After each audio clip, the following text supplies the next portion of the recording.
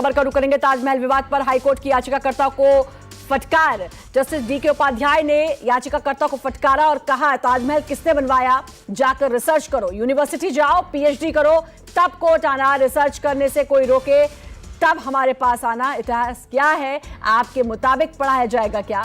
PIL व्यवस्था का दुरुपयोग ना करे।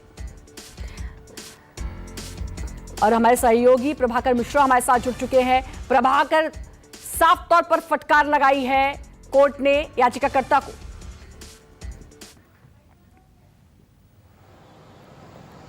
निश्चित तौर पर इस तरह, इसलिए कि जो कोर्ट का जो ऑब्जर्वेशन है कि पीआईएल के कुछ खास उद्देश्य होते हैं, जनहित से जुड़े हुए मुद्दे उठाए जाते हैं और आए दिन इस तरह की चीज़ें जो गैर जरूरी चीज़ें हैं जिसका जनहित से कोई लेना देना नहीं होता है, अदालतों में इस मुद्दे को लेके जाया जाता है और इस तरह से कोर्ट ने सख्त कहा कि ये जनहित याचिका का दुरुपयोग है।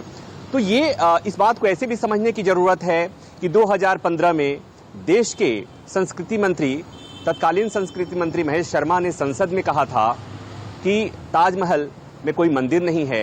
उसके बाद 2017 में एएसआई ने, आर्कियोलॉजिकल सर्वे ऑफ इंडिया ने भी स्पष्ट कर दिया था कि वो एक मकबरा है, वो कोई मंदिर नहीं है। और उसके बाद अगर विवाद खड़ा होता है, उसके बाद अगर इस विवाद को खड़ा करने की कोशिश होती है तो अदालतों में बैठे हुए जज जो हैं वो किसी दूसरे दुनिया से नहीं आते हैं, उनको पता होता है। और जिस तरह से बैकग्राउंड में जिस तरह से चीज़ें हो रही हैं कि शुरुआत बनारस से हुई, मथुरा की बात आई, अब जगह जगह धार में मध्य प्रदेश की बात हो रही है, तो हाईकोर्ट के जज को, और मुझे लगता है ये समय की मांग है कि जिस जनहित याचिकाओं का जो उद्देश्य है, अगर उस उद्देश्य के इतर अगर जनहित याचिकाएं जा रही हैं तो उस पर अदालत को देखना होगा। और हाईकोर्ट ने जो टिप्पणी की है वो बहुत गंभीर है। मुझे लगता है कि इसको सबको ध्यान देना चाहिए। हालांकि अभी अंतिम फैसला नहीं हुआ है, याचिका डिसमिस नहीं हुई है, 2 बजे फिर इस बार सुनवाई होगी, लेकिन कोर्ट ने जो संकेत दे दिया है कि ये हाईकोर्ट में लाए जाने लायक और ये जनहित का मुद्दा नहीं है, गैर जरूरी मुद्दा है और ये जनहित याचिका का की व्यवस्था है उसका दुरुपयोग है। तो इसके पीछे केस का बैकग्राउंड भी समझने की जरूरत है